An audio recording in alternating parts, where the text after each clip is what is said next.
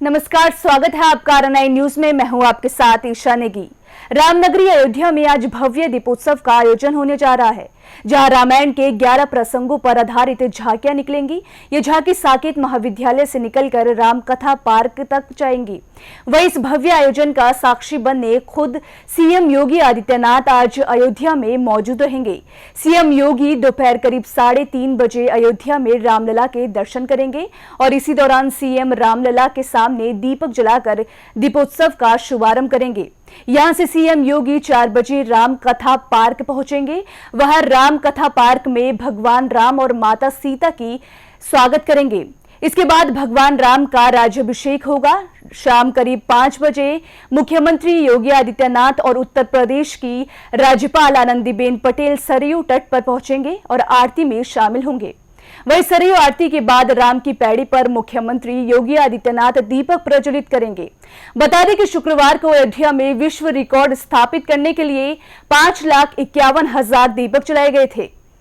कार्यक्रम के बाद मुख्यमंत्री अयोध्या के सर्किट हाउस में रात्रि विश्राम करेंगे। 14 नवंबर की सुबह सीएम योगी हनुमानगढ़ी में दर्शन पूजन के बाद गोरखपुर रवाना हो जाएंगे। वहीं अयोध्या में दीपोत्सव से पहले सीएम योगी ने एक के बाद एक 2 ट्वीट कर प्रदेशवासियों को धनतेरस की शुभकामनाएं दी है। सीएम ने ट्वीट कर लिखा, आरोग्य के देवता प्रभु विष्णु के स्वरूप आयुर्वेद के जनक भगवान धन्वंतरि की पावन जयंती पर संपूर्ण देशवासियों को हार्दिक शुभकामनाएं। भगवान धन्वंतरि हम सभी के जीवन को सुख, समृद्धि एवं उत्तम स्वास्थ्य से परिपूर्ण करें। आपको बता दें कि भगवान धन्वंतरि का जन्मदिन पूरे देश में धनतेरस के रूप में मनाया जाता है। हालांकि धनतेरस के और भी कई धार्मिक मान्यताएं हैं, लेकिन भगवान धन्वंतरि का जन्मदिन उनमें से सबसे खास है। मैं क्षेत्रीय अधिकारी उत्तर प्रदेश प्रदूषण नियंत्रण बोर्ड कानपुर देहात सभी जनपद वासियों को इस दीपावली पर हार्दिक बधाई देता हूं।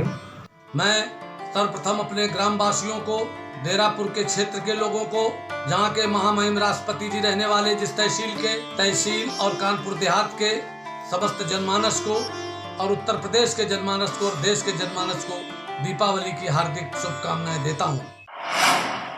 वहीं आगरा के बहाद तहसील स्थित बटेश्वर मंदिर में गुरुवार शाम को 21,000 दियों से यमुना के घाट जगमगाए उठे।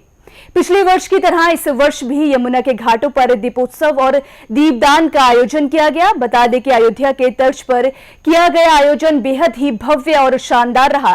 तस्वीरों में आप यमुना के पानी की लहरों में अद्भुत नजारा देख सकते हैं। दीपकों से अयोध्या के राम जानकी मंदिर का नजारा दिखाया गया। इस अद्भुत और खूबसूरत नजारे को देखकर लोग आश्चर्यचकित रह गए।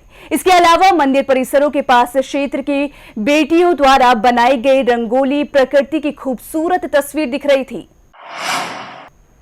अब खबर वाराणसी से है, जहां दीपावली से पहले धनतेरस पर बाजार में रौनक नहीं नजर आई। हालांकि धनतेरस के शुभ मुहूर्त को लेकर लोग असमंजस की स्थिति में रहे। इसके बाद भी स्थानीय नागरिकों ने बाजार में भीड़ तो दिखी, लेकिन दुकानों पर खरीदारों की भीड़ नजर नहीं आई।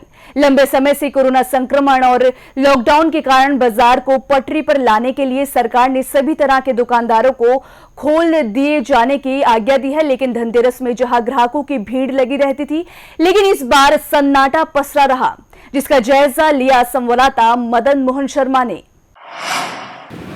सबके साथ मिठाई बांटेंगे, पटाखा छोड़ा जाएगा, खेला जाएगा, बच्चे खेलेंगे कूदेंगे। ये है कि लॉकडाउन के लगने के बाद इतने पैसा किसी के पास है नहीं। मार्केट कल तक डन था, आज हम लोग भी एकदम बैठे थे, शाम तक थोड़ा मार्केट चला है, लेकिन वो मज़ा नहीं मार्केट में है। और ख़रीदारी के लिए तो अब 2 दिन है, देखिए क्या है, सारे व्यापारी लोग बैठे हैं ऊपर वाले आसरे में।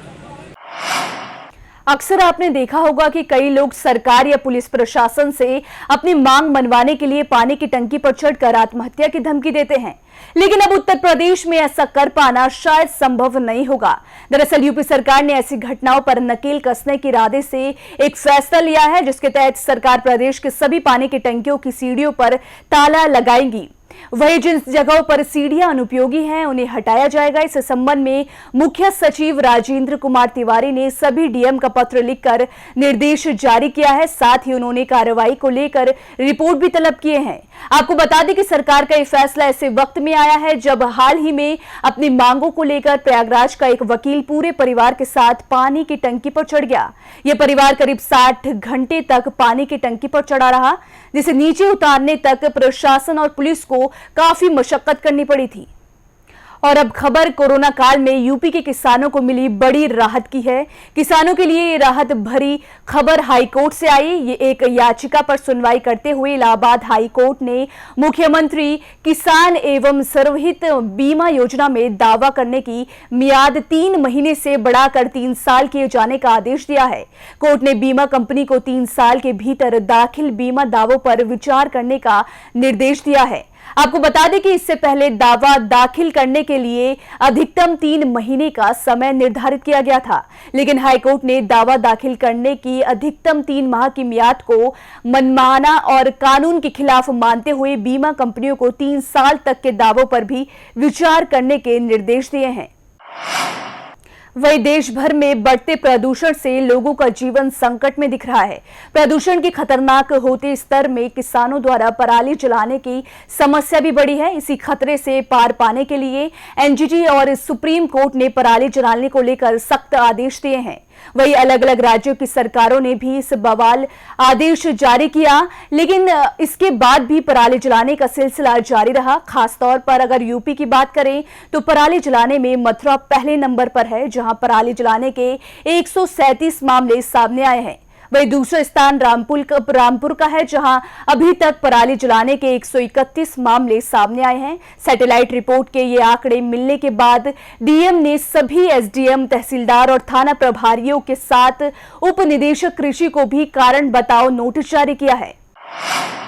उत्तर प्रदेश के पुलिस थानों में भ्रष्टाचार कम होने के भले ही खूब दावे किए जाते हों, लेकिन सच्चाई इससे उलट है। पूरा मामला लखीमपुर खीरी से है, जहां तिकोनिया कोतवाली प्रभारी हनुमान प्रसाद का वीडियो जमकर वायरल हो रहा है। वायरल हो रहे वीडियो में इंस्पेक्टर लकड़ी के एक ठेकेदार को भ्रष्टाचार का ज्ञान देते दिख रहा है। वे थाने में पैसा जमा करने के बाद जमकर ओवरलोडिंग और एक पेड़ के बदले 4 पेड़ काटने की सलाह दे रहा है। आप भी देखिए ये पूरा वीडियो। इसी खबर पर हमारे साथ जुड़ रहे हैं संवाददाता शहनवाज गौरी। शहनवाज, क्या है ये पूरा मामला? क्या इस वायरल वीडियो पर कोई संज्ञान लिया जा रहा है? जी, आपको बताना चाहूंगा ये पूरा मामला तिकोनिया थाना क्षेत्र का है, जहाँ पर तिकोनिया कोतवाली प्रभारी जो हनुमान प्रसाद हैं, ये एक लकड़ी के ठेकेदार से जो है डीलिंग कर रहे हैं, जिसका आप साफ तौर पर देख सकते हैं कि जो है इसमें किस तरीके से लेन देन की बात कर रहे हैं। अब ये कहीं ना कहीं जो पुलिस के आला अधिकारी हैं उन तक ये वीडियो पहुंच भी गया है, लेकिन अब ये देखना दिलचस्प होगा कि पुलिस के अधिकारी जो है वो क्या संज्ञान लेते हैं। अब खबर चंदौली से है, जहां केंद्र और राज्य सरकार ग्रामीणों को विकास की मुख्य धारा से जोड़ने के लिए करोड़ों रुपए खर्च कर रही है, लेकिन चंद लोगों और अधिकारियों की चलते सरकार की मंशा पर लगातार पानी फिर रहा है। लापरवाही और भ्रष्टाचार का आलम है कि करोड़ों रुपए खर्च होने के बाद भी ग्रामीण इलाकों के लोग मूलभूत सुविधाओं से वंचित हैं। पूरा मामला चकिया तहसील के कुआ गांव का है, जहां ग्रामीणों ने गांव में कंडजा आवास और शौचालय भ्रष्टाचार के आरोप लगाते हुए मनरेगा के तहत मिलने वाले कामों में भी धांधली के आरोप लगाए हैं। ग्रामीणों का आरोप है कि ग्राम प्रधान और ब्लॉक के कर्मचारियों पर भ्रष्टाचार में लिप्त हैं। इस कारण वो न सिर्फ सरकारी सुविधाओं से वंचित हैं, बल्कि इलाके में गंदगी का भी अंबार लगा है। हमारे यहाँ का स्थिति इतनी खराब है, मॉडल शौचालय जो भी बना है वो घटिया किस्म से बन रहा है। ईंट जो है 3 नंबर के ईंट से बन रहा है, 6-8 के मसाला से जो है बनाया जा रहा है। ये कभी भी खराब हो सकता है, इसका कोई जिम्मेदार नहीं है। हम लोग तमाम अधिकारी डीएम स्तर तक, एडीओ पंचायत तक, सीडीओ साहब के यहाँ ब्लॉक स्तर तक गए, लेकिन फिर भी कोई धरातल पर हम लोगों को दिखने को नहीं मिल रहा है। खबरों में मेरे साथ फिलहाल इतना ही। आप बने रहिए RNI न्यूज के साथ।